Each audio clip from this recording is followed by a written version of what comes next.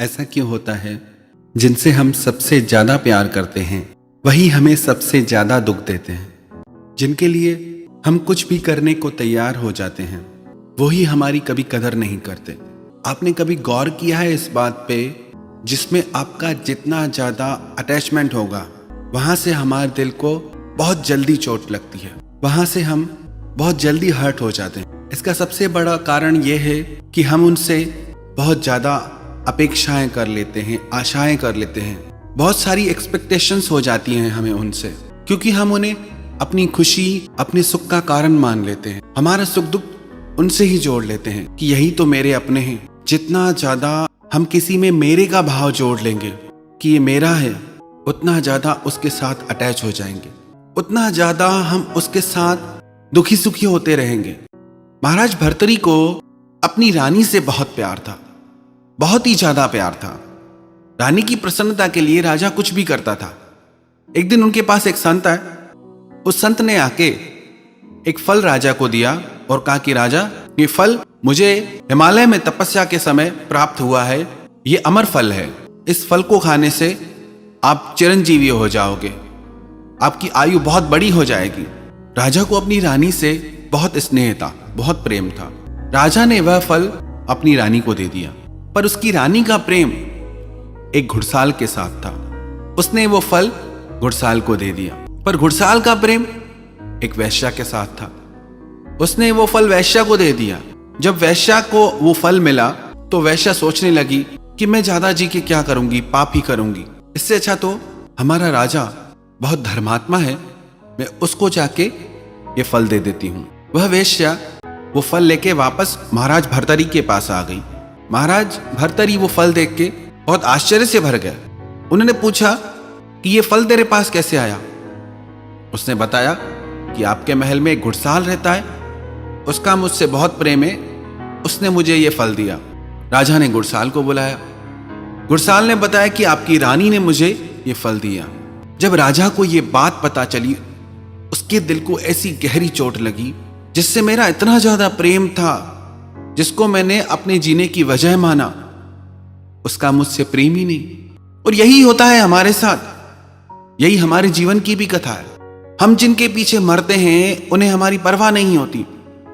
बार बार वो लोग हमें ठुकराते हैं, पर फिर भी हम कहते हैं कि मेरे हैं, अपने हैं। यही भाव कि मेरे हैं, अपने हैं, सारी जिंदगी हमें दर्द देता है। ऐसी मन में मूढ़ता बैठ जाती है इस ममता के चलते। ऐसा मन मोह में आसक्त हो जाता है कि मेरे हैं, अपने हैं। यही एक कारण है जिसके कारण हम पल पल दुख पाते हैं, पर फिर भी उससे छूट नहीं पाते। जैसे ना एक मक्खी शहद में गिर जाती है, वो आगे घिसटती है, पीछे घिसटती है, स्वाद की लालच में वो शहद में गिरती है, पर उससे उठ नहीं पाती। बहुत निकलने की कोशिश करती है, पर स्वाद में उसको ऐसा रस आता है कि वो उसी में ही मर जाती है। यही हमारी हालत है। अपने शौक से, अपनी रुचि से हम संबंध बनाते हैं, रिश्ते बनाते हैं, परिवार बनाते हैं, पर ऐसा खुद को फंसा देते हैं कि उसी में ही हमारा जीवन पूरा हो जाता है। यदि हमें इस दुख से छूटना है तो एक बात हमें समझनी होगी कि जितने भी दुख हमारे जीवन में आते हैं वो हमारी आसक्ति, हमारे मोह के चलते आते हैं कि ये मेरा है। कितने लोग रोज मरते हैं पर हमें फर्क नहीं पड़ता, पर कोई अपना बीमार भी हो जाए तो चिंता हो जाती है। पूरे देश में इकोनॉमी गिर जाए, घाटा हो जाए, हमें फर्क नहीं पड़ता, पर हमारे व्यापार में घाटा हो जाए तो हमारी जिंदगी में उथल पुथल हो जाती है। जिसे हम अपना मानते हैं दुख भी वहीं से आता है।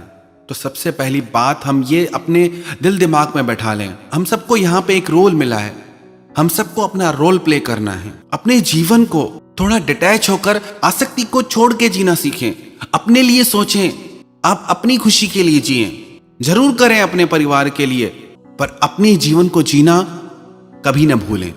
आप चाहे कितनी भी परवाह करें, पर एक दिन ऐसा आएगा कि जिनको आप अपना मानते हैं वो ही आपकी परवाह करना छोड़ देंगे। तो क्यों ना खुद आप खुद की परवाह करना शुरू करें, तो क्यों ना खुद आप अपने लिए जीना शुरू करें, अपनी खुशी जिए, ताकि आपको यह ना कहना पड़े कि हमने दूसरों के लिए अपना जीवन गंवा दिया और हम आज भी दुख भोग रहे हैं। आप अपने लिए जिए, अपनी खुशी के लिए जिए और मोह से ऊपर उठकर प्रेम के मार्ग पे चलें, क्योंकि मोह जीवन में अंधकार लाता है, प्रेम जीवन में रोशनी लाता है। मोह जीवन में बंधन लाता है, प्रेम आपको पंख देगा उड़ने के लिए। मोह जीवन में दुख लाता है और प्रेम जीवन में खुशियां लाता है। बहुत छोटा सा अंतर है। मोह में बहुत आशाएं होती है, प्रेम में कोई आशाएं नहीं होती। मोह हमेशा मांगता है कि मुझे दो और प्रेम हमेशा लुटाने के लिए तैयार रहता है। तो मोह का मार्ग छोड़कर प्रेम के मार्ग पे चलें, आनंद के मार्ग पे चलें। मोह का मार्ग आपको दुख और पीड़ा की तरफ ले जाएगा और प्रेम का मार्ग आपको आनंद की तरफ, परमात्मा की तरफ ले जाएगा।